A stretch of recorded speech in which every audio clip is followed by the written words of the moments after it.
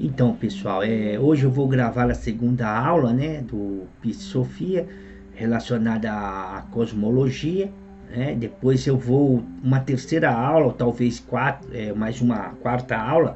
Nós vamos tratar de alguns assuntos, alguns termos específicos, né, sobre a questão microcósmica, sobre as iniciações. Então, hoje eu vou dar uma pincelada aqui sobre a cosmologia e tentar fazer um paralelo aí com aquilo que a gente já conhece, né? Com aquilo que o budismo esotérico transmite, com aquilo que a teosofia transmite e a abordagem que a teosofia do Psofia transmite para nós numa linguagem diferente das outras, né?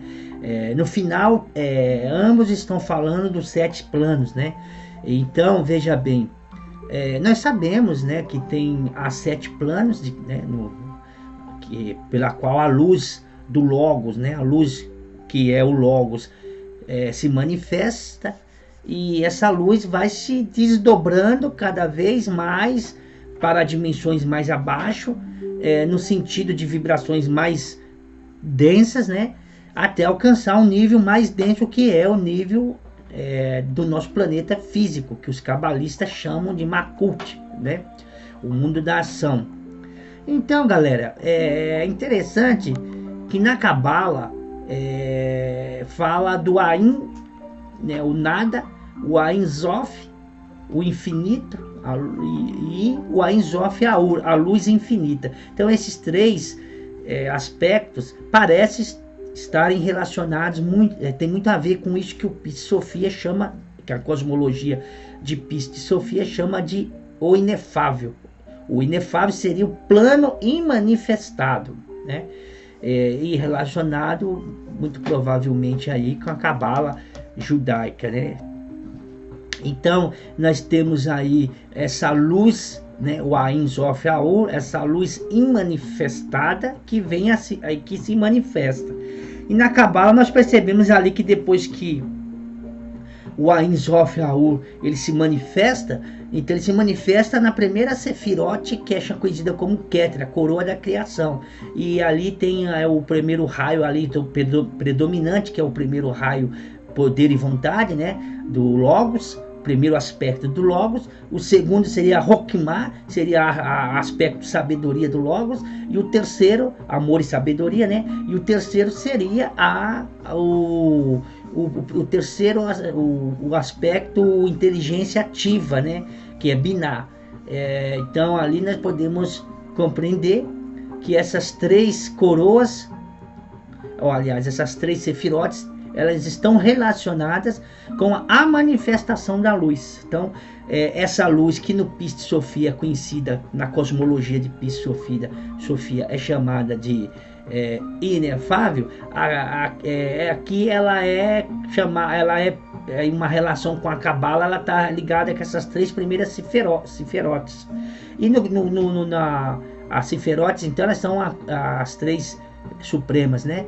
E depois dessas 3 supremas se desdobram os 7 aspectos inferiores. Seria a manifestação do mundo átmico, búdico, né? Manas superior, mundo astral, a mente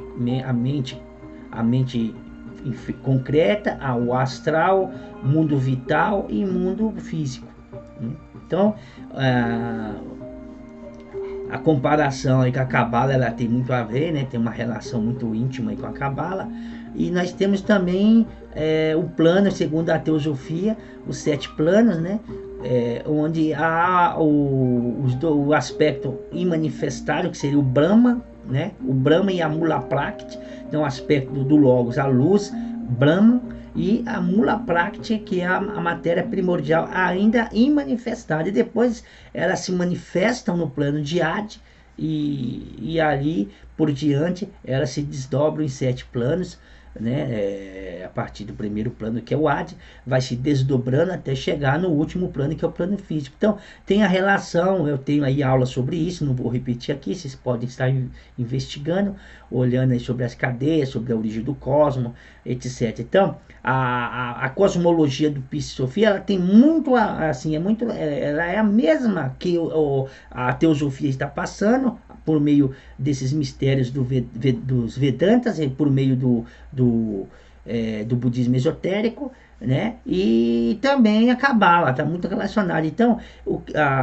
a partir de agora, então nós vamos fazer uma análise mais ligada à cosmologia do Piscis Sophia. Então, o inefável seria a luz imanifestada. Depois essa luz ela se manifesta, né, para um ato criador, né, para a evolução. E essa evolução ela acontece em vários planos, não é somente em um plano, ela vai desdobrando cada vez mais para dimensões de vibrações mais densas, até alcançar a um mundo que nós vivemos, que é o mundo físico, que é o mundo onde a matéria é soberana e a luz do espírito ela não tem tanto poder, que aqui quem comanda mais é a luz, é a matéria, né?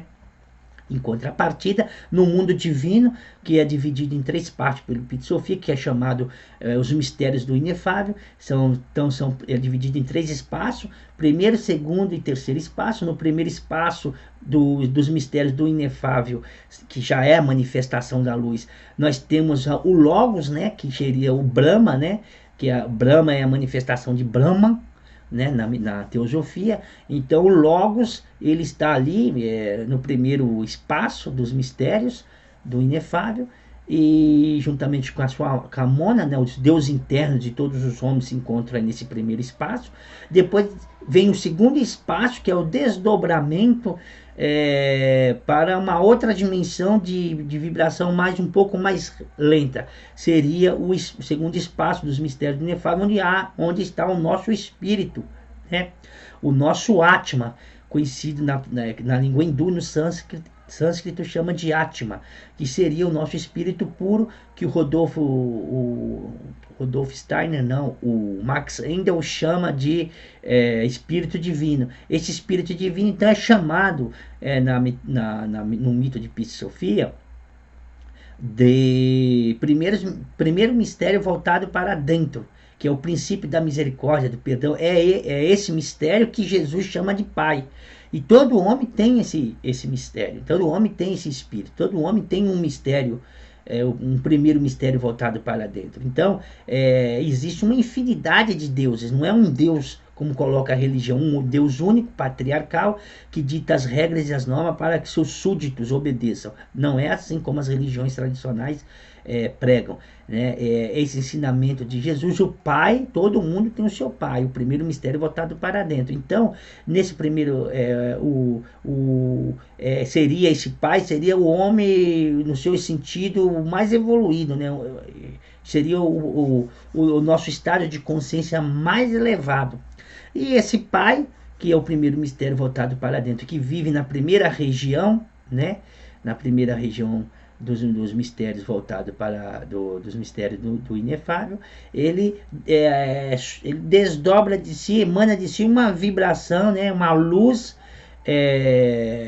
para um mundo mais abaixo, para uma dimensão mais abaixo, de uma frequência mais baixa, que seria a luz do primeiro mistério voltado para fora, ou seja, quando esse mistério voltado para dentro se manifesta para fora, porém numa dimensão abaixo da dele, uma vibração também mais lenta. Esse primeiro mistério voltado para dentro seria o mundo Nirvana, né? Para os budistas seria o Nirvana, e seria o mundo átmico, o mundo do espírito puro. E o mundo do primeiro mistério voltado para fora seria o mundo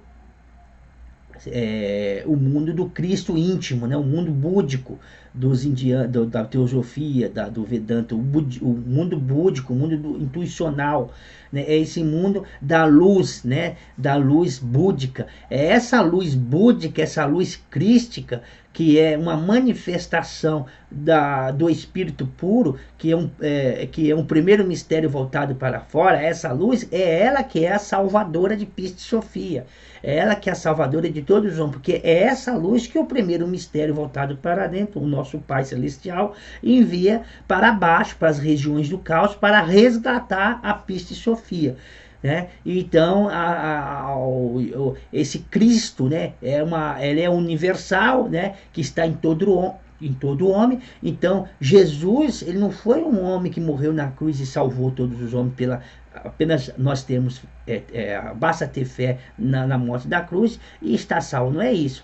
A salvação é esse desenvolvimento que a alma vai evoluindo, vai recebendo suas iniciações ao ponto de se conectar de se religar, né, que é o sentido real da religião, religar da alma, que é a Pista e Sofia, com essa luz crística, com esse poder de luz do primeiro mistério voltado para fora, né, que é o nosso Cristo íntimo, o nosso Buda, a nossa Budi. É por isso que quando nós recebemos essa luz, a alma Pista e Sofia, a alma humana recebe essa luz búdica, essa luz crística, ela se torna um iluminado, um Buda, um Cristo vivo sobre a Terra. Então, temos que desconstruir essa concepção, né, colocada aí pelas religiões cristãs. Essas são falsas, são caminhos falsos. Na verdade, está desvirtuando, está desviando o ser humano da verdadeira evolução. Então, no livro do Pista e Sofia, nos Mistérios de Jesus, é esse sentido que tem, né? É a saída da Matrix. Então, é essa luz búdica, essa luz crística, que se encontra no terceiro espaço, né? No terceiro espaço dos mistérios do inefável, que salva, que resgata a alma, né? Essa luz do primeiro mistério voltado para fora, essa luz crítica que ao descer na alma humana, ao ungir a alma humana, ao ungir Pista e Sofia, a Pista e Sofia se ilumina, ela se liberta do caos, se liberta da Matrix. Então aí está o mundo divino. Essa primeira parte então constitui o mundo divino. Então temos o inefável, o imanifestado, que se manifesta, a sua luz se manifesta nos mistérios do inefável, que são divididos em 3 espaços. O primeiro espaço é o do Logos, uma dimensão onde há o Logos, não só o Logos governante do nosso sistema solar, como o Logos de todos os homens, né? O Espírito puro de todos os homens.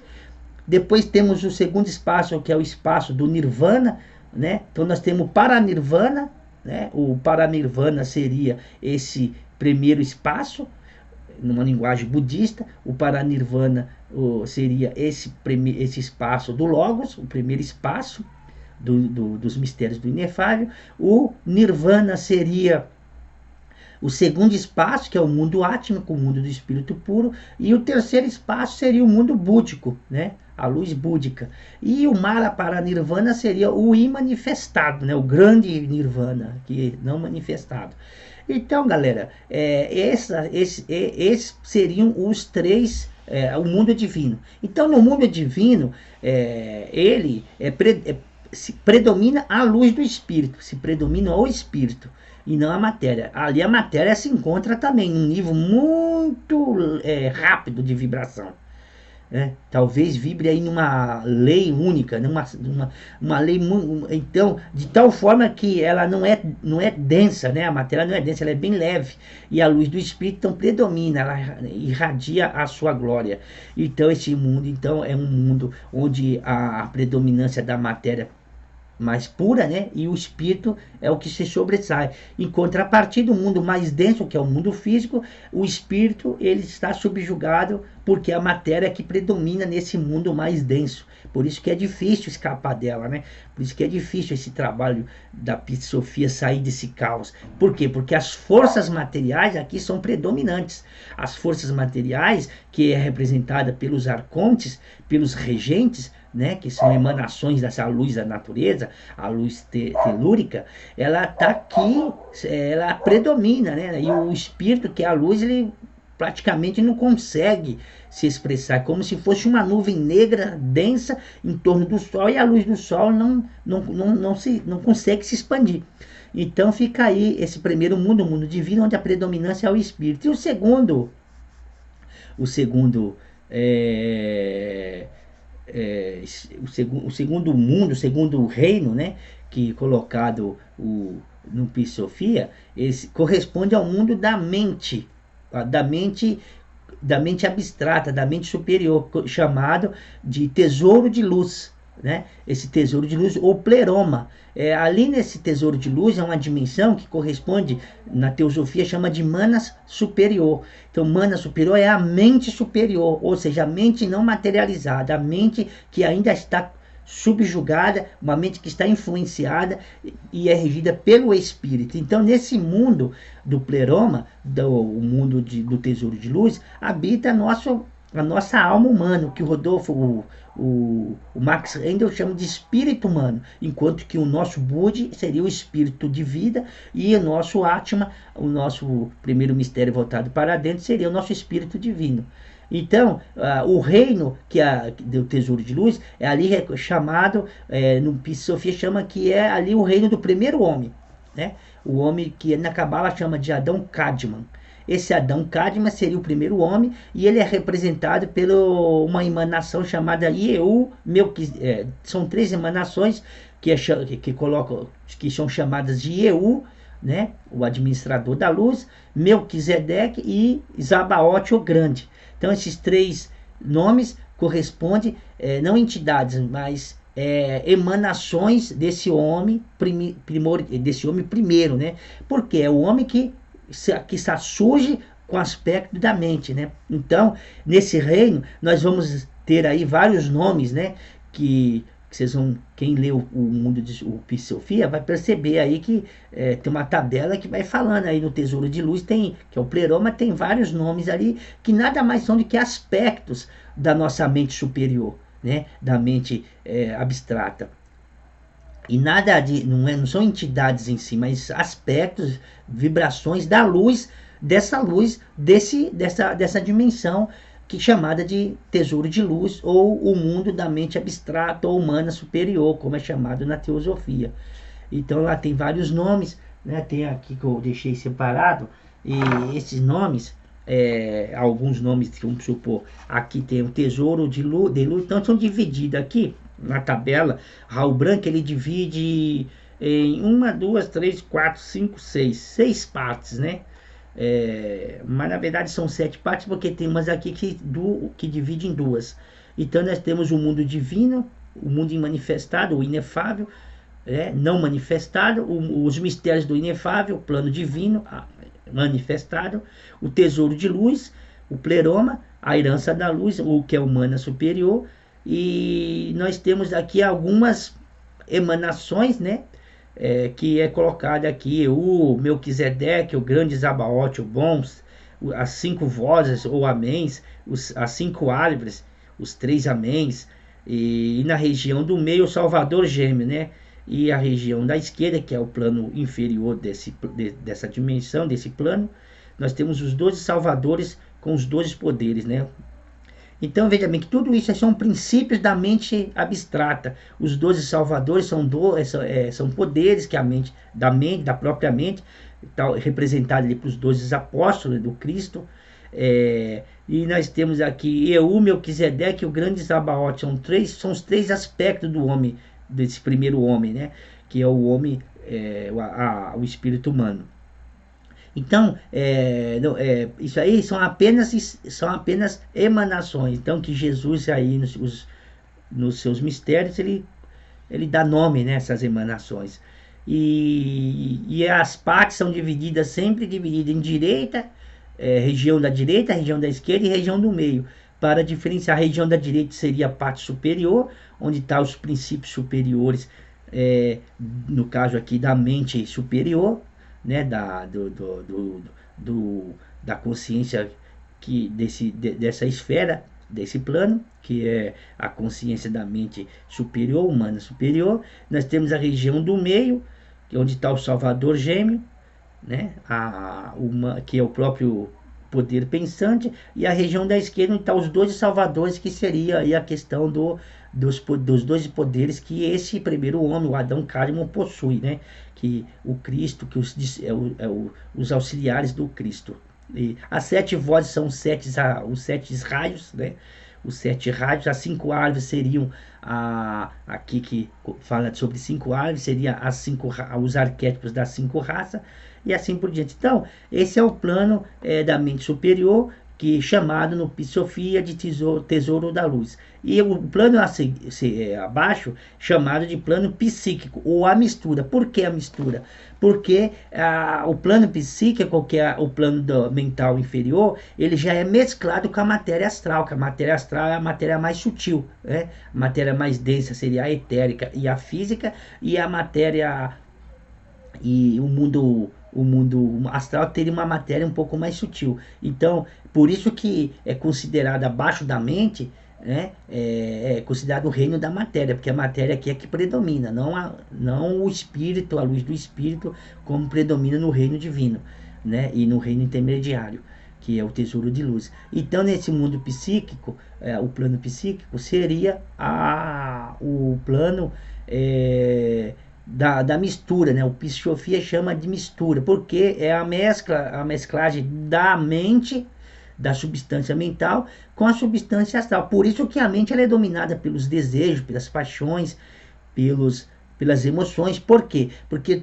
a mente, que é a substância mental, ela é influenciada por essas irradiações, por essas emanações do corpo astral, né? Do corpo de matéria astral. Então, e no mundo psíquico é onde reside, no 13º Eon, a nossa Psofia, a nossa alma, a nossa consciência. Então, a consciência, estando ela no mundo psíquico, na região da esquerda, que seria a região inferior do mundo psíquico, do mundo mental inferior, ela sofre os tormentos, né, das emanações, tanto do alto centrário, que se encontra também no 13º Eon, e tem característica psíquica, mental, as suas emanações são emanações mentais, né? E assim também como as emanações de um núcleo que se encontra dentro do corpo astral, né? Que é chamado de Adamas ou Tirano. Então, Adamas ou Tirano seria um núcleo, um núcleo de força, né? Onde se encontra ali os desejos, né? Da onde emana os desejos, as paixões, né? Nossas emoções, nossas emoções negativas, desejos negativos, etc. E essas emanações, né, que são irradiadas desse núcleo, elas atormentam a Psofia que está no mundo psíquico, porque há uma mistura das duas, da substância mental e da substância astral. Então, por isso que nossos pensamentos estão ligados com as nossas emoções, desejos e paixões. Tá? E o 13º Eon seria a parte inferior do mundo psíquico, onde reside a Psofia, né? Diz o livro aqui, o mito, que Psofia é uma das 24 emanações do grande ancestral, que é um outro aspecto da nossa mente inferior.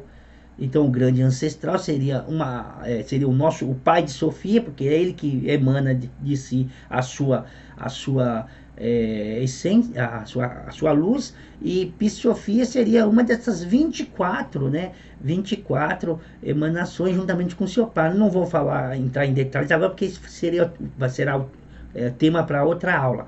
Então, logo abaixo, no plano superior, a região da direita do plano ílico, que é o plano astral, o plano sideral, se encontram os 12 eons, sendo que Psofia é o 13º. Alguns aí, o Rudolf Steiner, por exemplo, fala que o 13º eon é representado pelo signo da águia, né, que divide com o escorpião.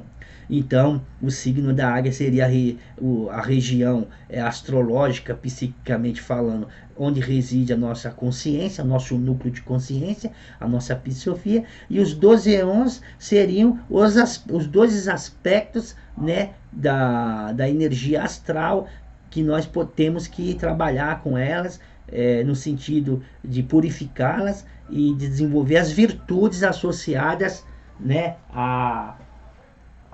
as virtudes associadas a cada um desses signos, porque a psicosofia no caos, ela afastada da luz, ela está sobre a influência negativa dos 12 signos zodiacais, que são os 12 eons da região da direita do mundo ílico, do mundo astral. Então nós temos que trabalhar, nós enquanto consciência, trabalhar com os aspectos negativos desses 12 signos zodiacais. Por isso que nós nascemos em um determinado signo e temos a influência. Então esses 12 signos zodiacais são os arquétipos do rei do mundo astral, que vai influenciar emocionalmente e a questão vai padronizar, vai condicionar nossas emoções, nossos desejos e nossas paixões dentro desses arquétipos representados pelos 12 eons, que são os 12 signos. Por isso que quando a pessoa nasce sobre determinado signo, ela tem aquelas determinadas características, ou características negativas ou positivas. Por isso que há os 12 trabalhos de Hércules. Hércules, no seu primeiro trabalho, ele vai lidar com um eon 1, que seria o signo de Áries, onde está ligado a iniciação, o trabalho com a mente, o domínio da mente. Depois vem o domínio do desejo, que está ligado com o touro, e assim por diante, até ele alcançar o signo de leão, que é onde ele vence o leão, e aí é onde ele consegue construir sua individualidade para receber a primeira iniciação no signo de Virgem. Então, esses 12 eons, o Hércules, que é o Psi-Sofia da mitologia grega, que é o Cristo, a alma, a alma no processo de iniciação, de luta, do trabalho espiritual, o Hércules, então, ele vai realizar os 12 trabalhos para fugir desse caos. Porque logo em seguida vem o 13º eon, que é justamente a região de Psi-Sofia, da onde ela saiu. Onde a consciência tinha seu estado vibracional correspondente à sua própria região, ela perde esse estado vibracional, ela desce a níveis mais baixos, a nível do caos, e ela precisa sair desse caos por meio dos processos do trabalho espiritual, por meio das iniciações. E esse trabalho de Psi-Sofia, esse trabalho de cada homem, ele se dá justamente com os 12 eons, com os 12 signos zodiacais que se encontram, que são forças arquétipicas que estão dentro de nós mesmos. Trabalhar dentro de nós mesmos, eliminando as características negativas e desenvolvendo as qualidades positivas. Então esses 12 eons estão associados ao mundo astral, e como está associado ao mundo astral, está ligado então à questão das nossas emoções, dos nossos desejos, das nossas paixões. Não está ligado com a mente, está ligado com as nossas emoções. São forças arquétipicas do mundo astral. O que está ligado com a nossa psique, com a nossa mente, seriam os planetas. Agora, os planetas, segundo o Psi-Sofia, seriam aqui representados. Onde está? Estão, deixa eu ver aqui, plano psíquico. Ele está na região da direita, os 5 regentes planetários, tirando a Lua e o Sol, os 5 regentes planetários se encontram na região da direita do plano psíquico. Então, os planetas seriam emanações da nossa aspecto, representaria o aspecto da nossa mente inferior, e os 12 signos representariam o aspecto das nossas emoções, dos nossos desejos, das nossas paixões e emoções. Então, o trabalho começa então nessa região da ílica, nessa região astral. Ela é dividida, então, a parte da direita, que é a parte superior, estaria esses arquétipos, os 12 eons, seguido logo na divisão com o mundo psíquico, o mundo mental inferior, por 13º eon, onde se encontra a Psi-Sofia, nossa alma, e onde se encontra o auto-centrado, que seria um núcleo, que concentra em si todas as vibrações das nossas existências anteriores, das nossas vidas, das diversas personalidades que nós vivemos anteriormente de forma equivocada. Então, essas vibrações ficam no autocentrado, e por isso que o autocentrado, esse núcleo, esse ego, esse núcleo de todas as nossas personalidades, morre a personalidade, mas esse núcleo permanece. Ele vai direcionar e vai governar outra personalidade de futura reencarnação, porque a alma ela permanece, esse núcleo também, ambos estão no 13º eon. Então, gente, esse trabalho todo, esse autocentrado, nós vamos falar dele detalhadamente quando a gente falar do trabalho na terceira aula. Agora, só para vocês saberem, é um centro, né, de força, conhecido como, em algumas escolas esotéricas, de guardião do umbral, porque ele se encontra realmente no umbral entre o mundo mental inferior e o mundo astral, e dentro do 13º eon, que seria o 13º signo, o signo da águia, que seria e abaixo, no mundo írico, no mundo astral, começa os 12, na parte superior, a região da direita, os 12 signos zodiacais, os arquétipos, né? As 12 forças arquétipicas astrais, que definem a personalidade do ser humano. Por isso que dentro do mundo írico existem essas forças que definem a personalidade do ser humano, que seriam as 12 forças zodiacais, e também há a providência, que está na região do meio desse mundo, que é o conselho kármico, que vai